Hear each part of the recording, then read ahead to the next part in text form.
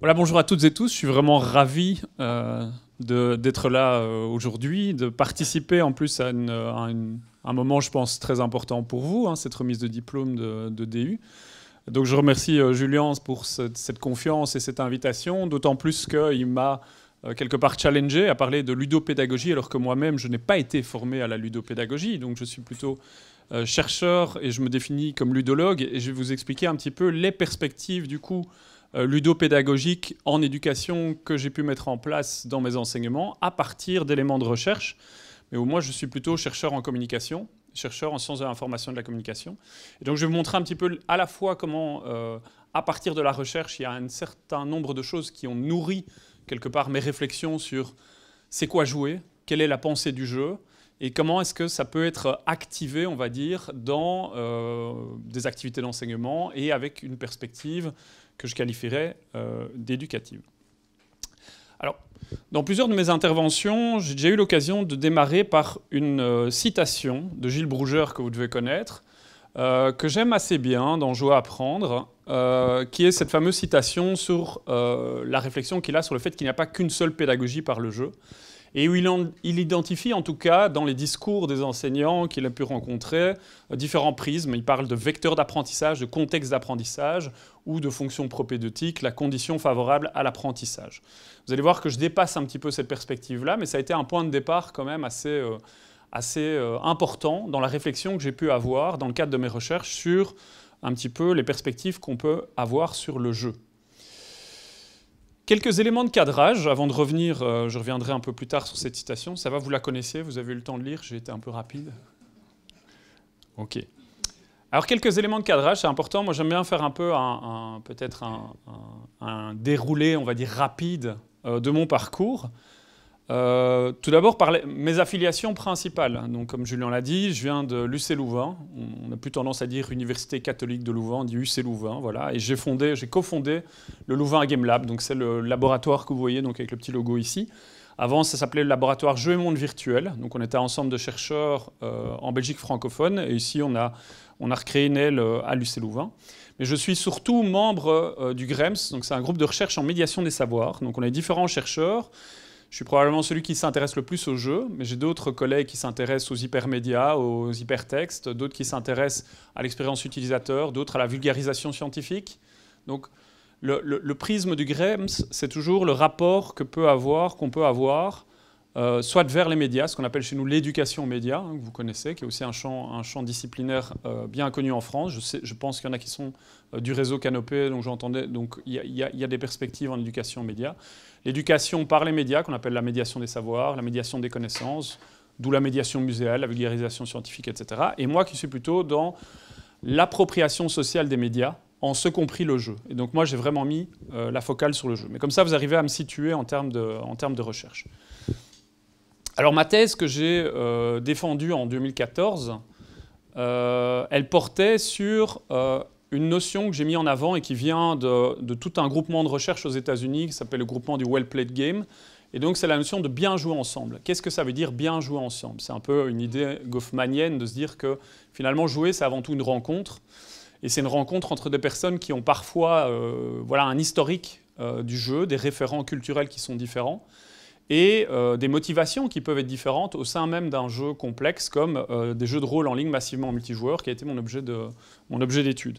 Donc mon intérêt, c'est de se dire comment des personnes qui ont vraiment des origines très différentes peuvent parfois se retrouver à 40, connectées à distance et arrivent à faire des choses complexes pendant des heures. J'ai adopté une perspective qu'on appelle la perspective de la cognition distribuée. C'est un des champs de la sémiotique, donc l'étude des signes, des systèmes de signes. C'est-à-dire que moi, je m'intéressais surtout, et c'est pour ça que je vous ai mis cette petite illustration-là, mais vous pouvez aller voir mon bouquin qui est en accès gratuit. Quasiment toutes mes publications sont en open edition, donc vous pouvez y aller. Et je m'intéressais surtout à la manière dont ils traduisaient leur manière de jouer, leur vision du jeu, dans les interfaces qu'ils mettaient en place dans les dispositifs techniques qu'ils abordaient. Donc là, ici, vous avez une illustration sur Dark Age of Camelot, qui était un de mes terrains. Et dans Dark Age of Camelot, vous voyez deux joueurs qui sont en fait de profils assez différents. Et à la fois, ce sont des joueurs de haut niveau. Mais il y en a un qui va être plutôt ce qu'on appelait tank, c'est-à-dire plutôt quelqu'un qui va jouer, on va dire, l'attaque de front et qui va être plutôt en première position, et quelqu'un qui est plutôt une fonction de support, un heal, un soigneur, qui va plutôt gérer l'arrière-garde et vous voyez que ça se traduit en interfaces qui sont disposées de manière assez différente, alors que c'est exactement le même jeu. C'est ça qui m'intéressait, cette traduction dans l'activité d'une certaine représentation de ce qui est joué. Et comment est-ce qu'on la distribue entre personnes d'un même groupe. Comme ça, vous voyez ma thèse. Pendant cette période, donc ma thèse, je l'ai débutée plus ou moins en 2009, j'ai remis en 2014, j'étais l'équivalent d'ATER en même temps, donc j'étais aussi en accompagnement pédagogique. Et pendant ce temps-là, et je sais qu'ici, dans le DU, vous avez aussi cette approche de la gamification, l'approche gamifiée.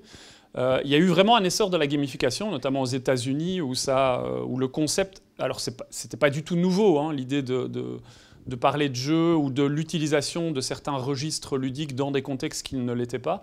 Par contre, il y a eu vraiment ce que j'appelle un mouvement presque évangéliste. C'est pas parce que je viens de l'université catholique, mais il y avait vraiment ça.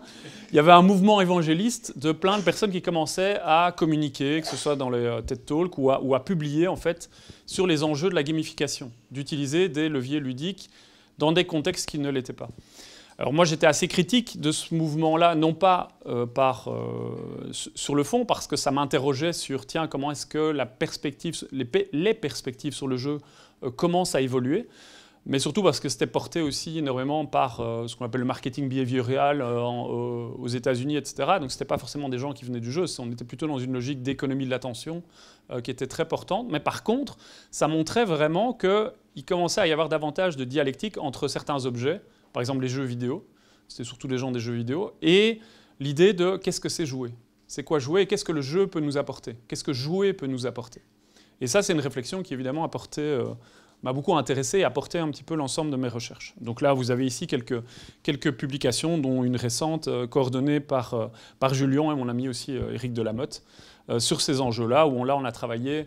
Moi, j'ai plutôt mis la perspective sur la gamification, et puis j'ai d'autres co-chercheurs qui ont été mes doctorants et doctorantes, qui ont travaillé sur d'autres perspectives. Les voilà justement, donc c'est important de montrer aussi les équipes. Donc au fur et à mesure, j'ai pu accompagner l'une ou l'autre thèse. Je ne les ai pas toutes reprises, j'encadre aussi des thèses dans d'autres domaines, hein, des thèses en vulgarisation scientifique, où j'ai une thèse sur l'éducation à l'algorithmique. Voilà, donc j'ai des chercheurs qui travaillent sur d'autres thématiques que le jeu.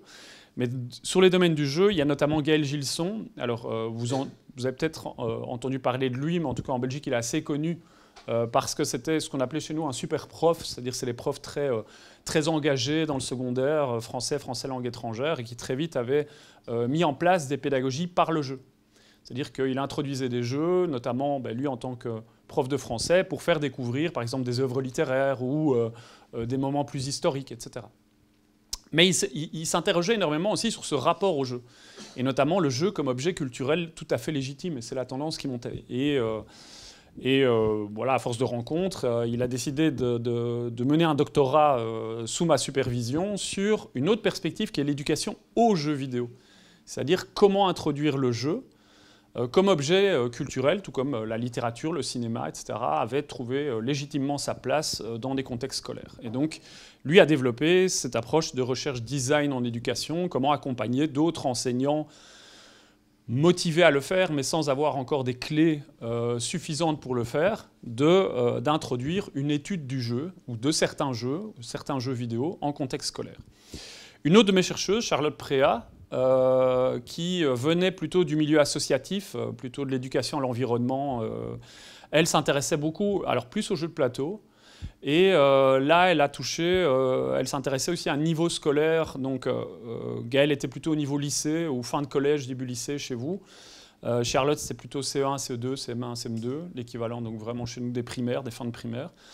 Et elle a essayé de voir comment les enseignants, eux, mettaient spontanément en place du jeu, soit en bricolant des choses, soit en détournant des jeux existants, etc., dans différents contextes de matières disciplinaires, apprentissage des langues, apprentissage de l'histoire, etc. Donc ça a permis de voir aussi, mais tiens, quelle était la tendance dans l'évolution du traitement du jeu dans des contextes éducatifs en Belgique francophone. Donc ça a été aussi un point d'intérêt, c'est voir comment percolaient en fait les approches du jeu, et notamment dans une perspective éducative. Donc vous voyez que même si je ne suis pas luthopédagogue, ce sont des intérêts vraiment pour la manière dont beaucoup d'enseignants, comme vous ou comme d'autres, cherchaient vraiment à introduire de manière réfléchie, intelligente, structurée, du jeu en contexte scolaire. Et puis j'en ai d'autres maintenant qui ont des perspectives chaque fois différentes. Alexandre, qui lui est neuropsychologue, qui a travaillé en plus avant sur des choses assez mort imminente et des choses comme ça, donc vraiment des effets. Mais lui, il s'intéresse beaucoup à la gamification, donc justement aux effets. Alors plutôt le côté négatif de la gamification, notamment des jeux-services, comment est-ce qu'on capture les gens, etc. Et Alessandro, qui est plutôt sur vraiment le volet technique et tout ce qui se passe maintenant avec la VR, avec les environnements immersifs et notamment le rapport à l'immersion. Qu'est-ce que c'est l'immersion et l'engagement dans des contextes qui sont toujours présentés comme techniquement immersifs. Attention à ça quand même, et donc c'est des réflexions que lui amène. Donc toutes ces réflexions, et finalement je retombe un petit peu ici sur la citation de Gilles Brougère, où j'avais fait cette petite pokéball, on va dire, de la réflexion sur le jeu comme tatata d'apprentissage, contexte, condition, vecteur, que nous on raccrocherait finalement à un champ qui s'appelle l'éducation par, c'est-à-dire on utilise le jeu avec des perspectives différentes, en vue de faire quelque chose. Alors le Serious Game, évidemment, vous avez un des grands spécialistes ici de ces questions-là, c'est évidemment comment est-ce qu'on construit des jeux avec une inscription utilitaire ou une fonction utilitaire qu'on va mettre dedans directement, avec le Serious Gaming ou la gamification, qui eux sont finalement l'extraction de certains éléments de jeu en vue de déclencher, on va dire, une réponse qui serait une réponse plus ou moins similaire ou espérée similaire à des expériences ludiques. Et puis le vecteur, alors là, vous connaissez peut-être moins, mais c'est le DGBL, ça a été un grand courant aux États-Unis, Digital Game Based Learning, qui sont vraiment le courant qui a défendu le fait que maintenant les apprenants, la génération Z, même si on est passé à l'alpha maintenant, avaient des modalités d'apprentissage différentes de la génération du texte, enfin voilà, et patati et patata. Donc ça part plutôt d'une perspective cognitiviste, des structures mentales, des schèmes mentaux des personnes, etc. Mais à cela, moi, je rajouterais un élément que je trouve que Gilles Brougère a particulièrement oublié, et que vous voyez avec notamment Gaël et d'autres, c'est simplement le jeu comme objet culturel, référent d'une culture ludique, et en lien avec un environnement à un moment donné, qui est pourtant la perspective de Jacques Henriot, que Brougère connaît très bien, vu qu'il est associé au laboratoire fondé par Jacques Henriot. Le jeu comme objet, en fait, c'est souvent le point de départ. En tout cas, moi, dans ma perspective de la ludopédagogie et dans les résultats de recherche de mes doctorants et doctorantes, c'était le constat, c'est qu'en fait, souvent les enseignants, ils se plantaient les premières fois, en tout cas, ils leur rapportaient qu'ils se trompaient au départ, au moment où ils entraient avec le jeu en classe, parce qu'il y avait une différence de culture ludique. Il y avait parfois une croyance que tout le monde savait jouer, ou tout le monde savait jouer à ce jeu-là. Je vais amener un Uno, tout le monde sait jouer à l'Uno. Ah ben non, il faut que j'apprenne comment on joue à l'Uno. Et donc voilà, ce sont des principes finalement, d'abord rentrer par leur prisme du jeu comme objet. Du coup, je vous disais, je me définis comme ludologue, et ludologue, pour moi, c'est en fait un intérêt pour un ensemble de discours sur ce que c'est jouer, autour d'une pratique orientée qui est le jeu. Je l'associe à la narratologie ou à la sémiologie, par exemple, en sciences de l'information et de la communication. Je parle de ce slide, je vais assez vite. Alors, mes approches ludopédagogiques, c'est peut-être ça qui vous intéresse. Hein. Là, je redescends sur un peu des choses un peu plus concrètes par rapport à mes recherches. Donc, je vous le disais, je ne suis pas pédagogue de formation. J'aurais bien aimé suivre comme vous un DU sur ces questions-là. Ça m'aurait certainement aidé à éviter l'un ou l'autre tâtonnement. Alors, c'est une lecture un peu peut-être naïve, mais voilà ma compréhension de ce que peuvent être ce qu'on entend parfois éducation, didactique, pédagogie, apprentissage, ce sont des notions qu'on lit ensemble. Donc pour moi, l'éducation est toujours un processus orienté vers un apprentissage. Vous pouvez être d'accord avec moi. Alors, méséducation peut être ça aussi. Hein. Donc il y a aussi un jugement qu'on peut porter sur la qualité ou pas d'une éducation, la perspective qu'on peut avoir. Et pour moi, ça passe par, et c'est le terme que j'aime bien, c'est la didactique, ou les didactiques. J'aurais tendance, vous allez voir, j'hésite toujours entre les singuliers et le pluriel, je mets des parenthèses partout pour ça, mais c'est plus parce que j'y réfléchis toujours. Pour moi, il y a plusieurs didactiques. On peut avoir des didactiques sur des mécanismes de gameplay, comme Julien a pu le faire aussi dans ses approches classificatoires aussi des jeux, tout comme Gaël l'a fait plutôt sur des perspectives littéraires. Enfin, on peut avoir des clés de lecture didactiques qui permettent de décrypter des jeux. Mais cette approche-là, elle est fondamentale, parce qu'une fois qu'on amène ça, après, on peut commencer à réfléchir à l'approche, avec, on l'espère, des effets d'apprentissage. C'est pour ça que j'ai mis des yes, yes, yes, no, parce que vous le savez bien qu'entre le schooling, ce que les Anglais appellent le schooling et le learning, il y a parfois des hiatus. Mais pour moi, ce que je retire en fait de ma recherche et de mes approches, c'est toujours commencer par une éducation au jeu, avant de commencer à réfléchir à une éducation par le jeu. Et donc cette phase-là, elle est fondamentale, faire découvrir des jeux. Je sais que c'est ce que fait Julien aussi, il a eu l'occasion de le faire dans l'un ou l'autre de mes cours. Du coup, concrètement, j'ai eu l'occasion de le faire dans le cadre d'ateliers. Donc c'est 2 cours conjoints, un cours qui s'appelle Jeux numériques, Serious Game Gamification, et l'autre qui s'appelle Design technique de médias éducatifs, dans lequel on utilise beaucoup Minecraft Education, on utilise des outils aussi du MIT App Inventor et d'autres. Donc on essaye de faire créer des jeux hybrides. Ça, c'est l'approche qu'on a adoptée. Et on utilise la gamification, on utilise plein de choses pour, quelque part, créer du jeu. Alors il y a un concept, je ne sais pas si vous êtes familier avec ce concept-là, de ludolittératie. Donc moi, je travaille sur de la littératie, c'est en fait une perspective par les compétences, c'est comme les approches par les compétences, où on peut parler de capacité. C'est un concept qui a été introduit par Zagel en 2010 et qui a été repris par d'autres chercheurs comme Aranda en 2017, donc c'est surtout publié en anglais. Et Zagel disait, ben voilà, derrière la ludolittératie, on peut entendre la capacité à jouer à des jeux. C'est une première dimension, la capacité à comprendre les significations relatives au jeu. Comme je vous disais, ces significations elles peuvent être multiples en fonction des clés de lecture qu'on va amener. Et la capacité à produire des jeux. Ce que vous faites aussi, vous, pour la plupart de ce que j'ai compris, c'est de aussi fabriquer des jeux ou créer des jeux avec certains objectifs. Aranda et Hall ont été un peu plus loin, identifier les formes ludiques, comprendre les principes de relation. Donc ça, c'est tout dans l'analyse des significations. Voilà toutes les perspectives qu'on peut avoir. La manipulation des interfaces, des objets, etc. Les affordances, ce qu'on entend parfois en design. Donc tout ça recoupe les ludolittératies. Donc ça, c'est un peu le point d'ancrage, c'est de dire, ben voilà, comment est-ce que je vais développer les ludolittératies ou certaines ludolittératies de mes apprenants. Ça, c'est un point de départ. Donc si je reprends ma Pokéball, je démarre de l'objet. Donc je démarre toujours d'une éducation au jeu, comme je vous disais, et là j'ai repris une comparaison avec Paul Ricoeur, qui est un narratologue, qui a écrit un ouvrage qui s'appelle Temps et récit. Lui, il parle du premier temps, la première mimésis, qui est la préfiguration. Donc comment est-ce qu'on partage sa culture ludique ensemble pour essayer de comprendre quel est notre terrain, notre common ground, les éléments qu'on comprend, les leviers qu'on assimile au jeu, etc. Alors un exemple, ça c'est un de mes étudiants qui par exemple a analysé le jeu Dixit, que vous connaissez. Ce que j'ai appris dans la vie, c'est que je ne vais pas le faire tout en entier parce que ça prend 10 minutes. Les choses sont souvent difficiles à expliquer. Le bonheur, le ciel, un sourire. Des expériences ou des concepts qui sont tellement ancrés dans notre quotidien que ça nous demande un effort supplémentaire pour prendre de la perspective et comprendre l'essence même de l'objet.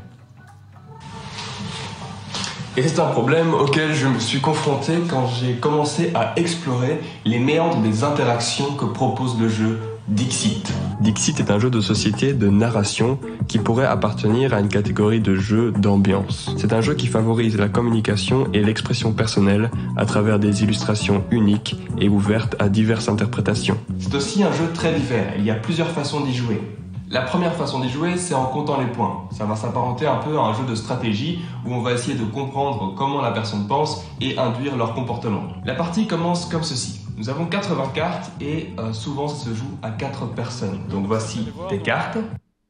Donc ici, au départ, il est vraiment sur les mécaniques, hein, comment on explique les règles d'un jeu à quelqu'un qui n'y jouerait pas, ça c'était une des consignes. Et puis après, c'est d'aller vers des autres clés de lecture un peu différentes. Et donc là, il y va un peu plus loin. Et mes étudiants sont d'abord formés à aller creuser un peu leur jeu préféré, ou un de leurs jeux préférés. Donc aller voir mais qui l'a créé, quelles étaient ses perspectives, quels sont les prismes interprétatifs. Et lui a une maman psychologue. Donc par exemple ici, il a pris un prisme psychologique en fait du jeu Dixit. Et vous allez voir Dixit pour expliquer Dixit. Ils sont doués en audiovisuel, hein, mes étudiants. Jean-Louis Roubira, le créateur de Dixit, est un pédopsychiatre qui a conçu le jeu initialement comme un moyen d'aider les jeunes à développer leur vocabulaire et à encourager l'échange constructif. Cette utilisation de l'image pour pouvoir aider à l'expression personnelle vient d'un concept assez intéressant, le photolangage. Vous savez comme moi qu'il est difficile d'avoir une parole personnelle qui puise dans l'expérience de chacun, avec ce que chacun peut avoir d'unique et de distinctif. Vous voyez, il ne s'agit pas dans un groupe d'essayer d'identifier qui sont les savants, les ignorants, qui sont les timides, qui sont les bavards. Ce qui importe, c'est que... Et donc plus loin, donc, il aborde vraiment ça, c'est assez chouette à voir, hein. Mais je partagerai, vous pourrez revoir la vidéo, elle est assez touchante. Et il met en avant les différents concepts.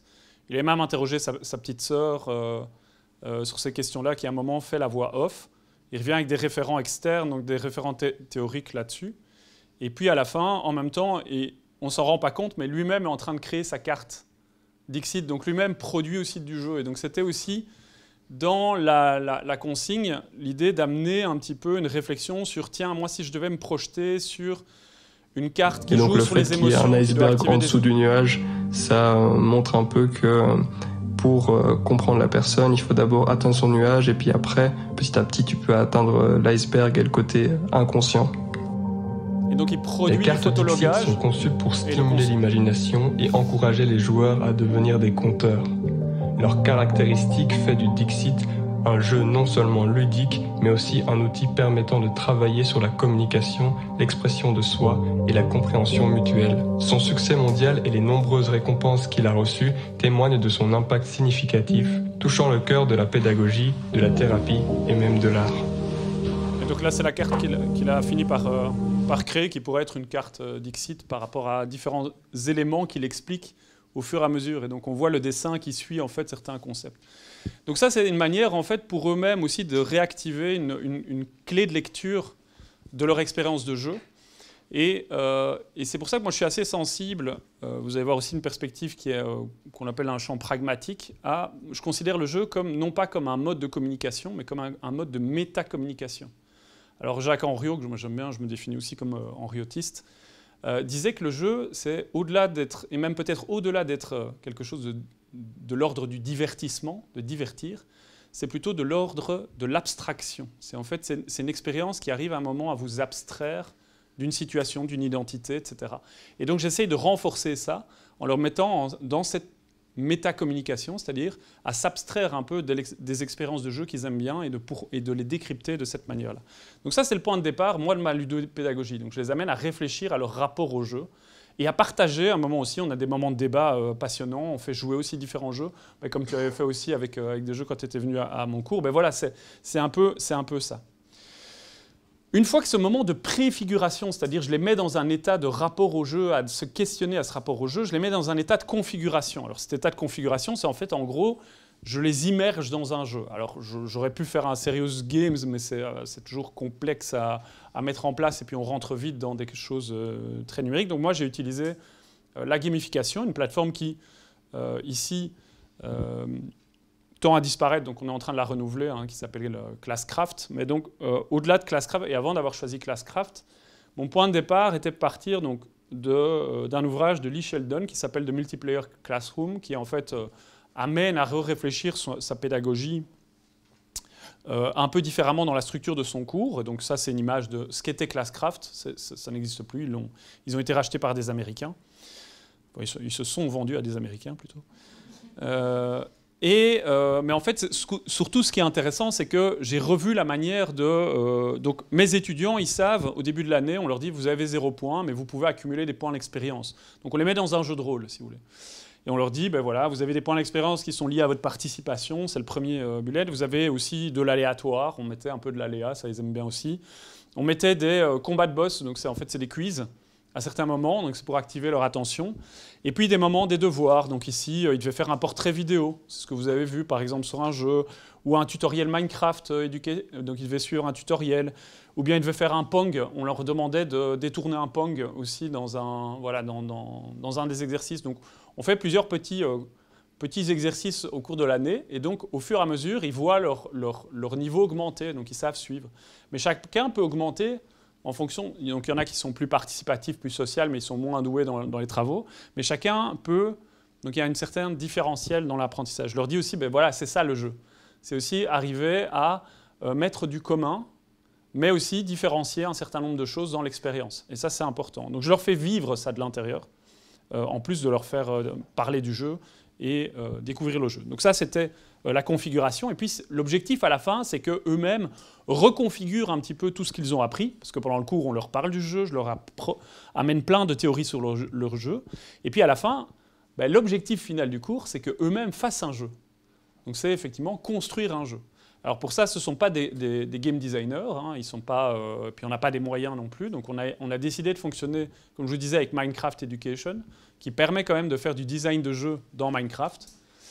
Et pour ce faire, voilà, il y a différentes compétences qu'on voulait développer. C'est l'idée de littératie. Quelles sont les ludolittératies qu'on veut développer? Tout d'abord, il y a les compétences techniques. Audiovisuelles, vous avez vu, hein, on leur fait... Tous les devoirs sont des devoirs vidéo. Donc à la fin, ils se renforcent mutuellement, etc., sur ces aspects-là. Et de la programmation. On leur apprend du Python, en fait, en même temps. Donc ils programment, ce n'est pas du C#, mais ils font du Python. Puis il y a des compétences méthodologiques. Donc on leur apprend la méthodologie Agile Scrum pour travailler ensemble et donc tenir des boards. Ils ont des compétences ludologiques, c'est-à-dire on leur apprend à décrypter des jeux au fur et à mesure, à partager leur décryptage. Et puis des compétences socio-éducatives, vous allez voir ce que j'entends. Et puis quelques compétences générales ou transversales, comme des compétences sociales simplement, parce que j'ai des élèves qui viennent vraiment de toutes les origines, des Suds, autant de garçons que de filles, etc. Donc il y a une belle mixité au sein de mes élèves, et donc c'est intéressant aussi de voir ces compétences sociales dans un groupement très mixte avec des origines très différentes. Donc les compétences techniques, vous les voyez ici. Donc ça c'est un de mes étudiants qui fait de la programmation en bloc dans Minecraft Education. Ils utilisent des World Editor. Là c'est un résultat d'une étudiante qui a détourné un Pong en jeu de foot. Donc vous voyez, on amène quand même à réfléchir à un certain nombre de... Donc ils apprennent à coder et en même temps ils apprennent à faire du jeu par ce biais-là. Après je vous disais compétences méthodologiques. Donc j'ai mon collègue qui est un Scrum Master, donc, enfin bref, il est formé c'est un informaticien, il est formé à la méthodologie Scrum, donc il leur apprend ça, et eux doivent tenir un board dans lequel ils tiennent leurs états d'avancement avec différents systèmes, différents tableaux. Enfin, si vous entendez un peu, voilà, il y a ce qu'on appelle des Kanban et des choses comme ça, donc ils permettent de gérer. Ça, typiquement, c'était un des groupes qui s'était appelé Helheim. Ah oui, on a une thématique annuelle, et il y avait une des thématiques, c'était les mythologies nordiques. Donc ça, c'était la génération mythologie nordique. Et eux partaient sur un jeu de sensibilisation sur le corps humain, plutôt pour... ils ciblaient des plus jeunes enfants. Enfin, voilà. Et donc on voit ici le design de leur jeu. Ludologie, donc je vous disais, la ludologie, je l'entends dans le sens où ce qu'a pu en donner Olivier Caïra, je ne sais pas si vous connaissez aussi, hein, Olivier Caïra qui est connu pour être à la fois dans les études narratologiques du cinéma, mais qui est aussi game designer de jeux de plateau, et qui avait à un moment repris ce modèle-ci de Gordon Calera, je vois qu'il me reste 2 minutes, de Gordon Calera, et il parlait de ludologie, c'est en fait cette capacité qu'il identifiait chez des joueurs de jeux de plateau lors de soirées-jeux, lorsqu'ils commençaient à aborder leur culture ludique, où ils confrontaient l'expérience de jeu non pas dans ce qu'ils vivaient clairement, mais qu'ils la mettaient en perspective par rapport à un ensemble d'autres. C'est ça qu'il appelle la ludologie. Et ça, pour moi, c'est quelque chose qui est fondamental, c'est quand on met en perspective certaines expériences de jeu avec une culture ludique de manière plus générale. Et ça, c'est vraiment ce que je cherche à développer chez mes étudiants. Enfin, et ça je vais vous passer parce que je prends au moins 4 heures de cours pour expliquer ça à mes étudiants en activant les trucs. Mais c'est un modèle qui a été développé par un prédécesseur sur comment est-ce qu'on fait du socio-éducatif, et notamment dans des contextes d'apprentissage non formel en éducation aux médias. Je vous passe ça, c'est juste ton champ. On arrive à la conception. Donc là, vous voyez, ce qu'on fait aussi, ça vient des méthodologies Scrum, c'est qu'on suit le processus de réflexion de tous nos étudiants via des petites vidéos collaboratives. C'était en période Covid, pour la génération qui a connu ça. Donc ils nous ont fait des enregistrements comme ça. Et donc là, vous voyez, vous avez la team Minecraft, on le voit avec le petit schéma ici, et puis la team ici qui était sur MIT App Inventor. Et chaque fois, ils font une rétrospective de comment ils avaient avancé dans le jeu, de leur réflexion, etc. Donc on suivait le processus. On les accompagnait là-dedans. Donc ça, pour moi, c'est important. Et voilà quelques résultats finaux. Alors on pouvait avoir ici, par exemple, je vais terminer par là. Là, c'est parfois de l'éducation ici assez simple, à des thèmes légers au cinéma. Attendu, un crime a été commis. Vous voyez les référents, Enfile ta cape de détective et prépare-toi à mener l'enquête pour découvrir le coupable, l'arme du crime et le lieu du meurtre. Viens explorer le cinéma et plonge dans l'univers des 4 films emblématiques qui sont à l'affiche. Charlie et la chocolaterie. Vous voyez, ils sont créatifs. Hein. Mais alors, ils vont chercher aussi, on leur apprend des techniques pour aller parfois prendre des bâtiments dans d'autres cartes. Donc, ils font du mash-up aussi, un peu de choses qui existent déjà. Mais voilà, ils créent des narrations. Harry Potter. Vous voyez, c'est joli, hein. Ils font des trucs assez magnifiques. Donc ça, c'est sur des thématiques. Alors, il y en a qui vont sur des thématiques plus légères. Donc, on les fait négocier ensemble la thématique. Donc là, ici, c'était plutôt une éducation au cinéma. Et pendant le Cluedo, ils avaient fait plein... Donc, sur l'application, on le voit un peu plus tard sur la vidéo. Donc ça, c'est l'application après qui permet chaque fois d'aller... J'essaie de voir, ça, c'est les activités. Donc ça, c'était leur application, qui est vraiment un système simplement de check pour... Et chaque fois avec des petits plus cinématographiques, des petits... voilà. Donc on apprend, en fait, à creuser l'apprentissage sur le... Donc ça, c'est vraiment une éducation au cinéma via le jeu. Et puis il y en a qui vont sur des thématiques plus lourdes. On a eu droit au cyberharcèlement, on a eu droit... Et ici, c'est un groupe comme ça. Je vous montre en plus Louvain-la-Neuve modélisé en Minecraft. C'est ce qu'ils ont fait aussi. Et eux, ils l'ont fait sur la santé mentale des étudiants, notamment en période de confinement, et aussi avec tout ce à quoi un étudiant peut être confronté, les assuétudes, enfin voilà, le sentiment d'isolement, etc. Je vous mets juste le début. Et là, ils ont interrogé des psychologues, etc., pour vraiment pas dire des bêtises. Donc ils ont poussé vraiment la réflexion. Je disais, en audiovisuel, ils sont doués, hein, ils font des montages bien léchés. J'espère que tu vas bien. Ça, c'est Louvain-la-Neuve. C'est l'arrivée depuis la gare. Ça fait plaisir de savoir que la famille va enfin arriver à Louvain-la-Neuve. Je me sentirai moins seul. Tu vas voir, c'est vraiment une fête ville. Et les années qui vont arriver seront intéressantes à plein de niveaux. Tu vas faire plein de bonnes rencontres ces prochaines années. Bon, bien sûr, tu seras surtout là pour bosser, mais c'est pas le principal non plus. Tu en apprendras beaucoup sur toi en dehors des cours. Ça, c'est la grande place de Louvain. On la reconnaît, nous, mais voilà.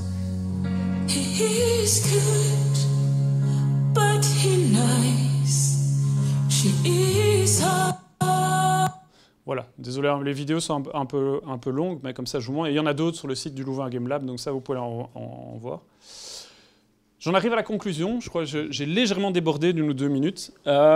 Juste pour conclure, vous dire, ben voilà, moi, donc vous l'avez vu, j'ai une approche que je définis de communicationnelle. Hein, donc le jeu pour moi est d'abord une histoire de... C'est un mode de discours, de pensée qui est lié à un mode d'interaction et qui agit certainement sur les modes d'apprentissage.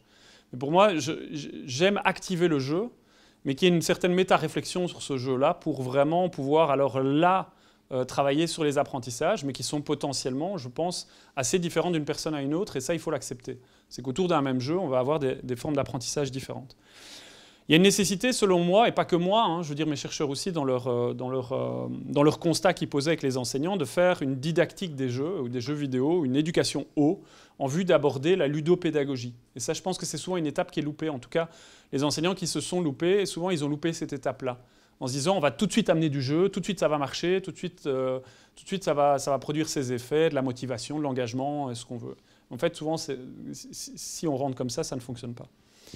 Alors, à titre personnel, hein, tu m'avais demandé quand même, mais quelles sont les perspectives, hein, je le disais à Julien juste avant, ben, nous, on est en train de créer un laboratoire, hein, et notamment un laboratoire où on évalue ces ludolittératies, les apprentissages à la fois formels, non formels. Donc formels quand des enseignants travaillent avec nous, et non formels, liés à la pratique de certains jeux. Et j'ai un nouveau cours d'analyse des jeux vidéo qui se met en place, dans lequel là, on va développer encore plus, on va dire, le volet théorique de ça, donc vraiment dans le sens des études du jeu. Voilà, en tant qu'objet culturel. Ça, ce sont mes quelques perspectives et agendas. Je vous remercie de votre attention, j'espère que ça vous a intéressé, et je suis évidemment ouvert à vos questions.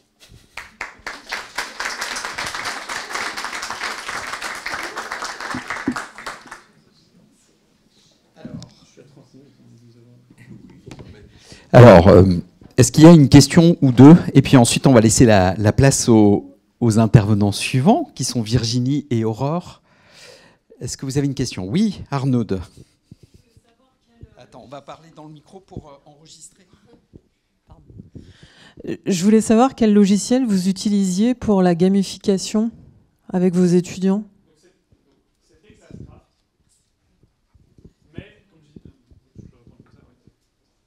Je disais, c'était Classcraft qui avait été développé par Sean, j'ai oublié Sean Young, qui était un prof de maths et de physique canadien de Sherbrooke. Mais ils ont vendu Classcraft. Et maintenant, en fait, les comptes ont été fermés et ils ont été absorbés par une autre plateforme américaine. Et ils ont complètement laissé tomber cette histoire de jeu de rôle. Ici, à la fin de l'académique précédente.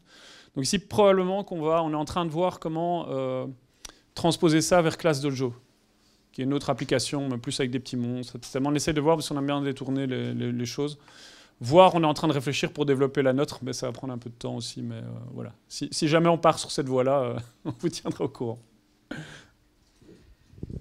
Merci. Alors, comme on a un timing un peu serré, je vous propose ensuite de discuter avec Thibaut qui va rester là toute la journée. Si vous avez des questions, si vous avez envie d'en savoir plus sur ce qui se passe à Louvain et le nouveau laboratoire qui est en train d'être en cours de fabrication, en fait. Hein. C'est dans les travaux. Vous allez voir que c'est une approche qui est passionnante et puis qui fait écho à tout ce que vous avez pu voir durant vos propres formations. Merci beaucoup. Alors, du coup, je donne la parole maintenant à Aurore et Virginie. Voilà, pour la suite du programme. Et donc, Thibaut va vous écouter aussi.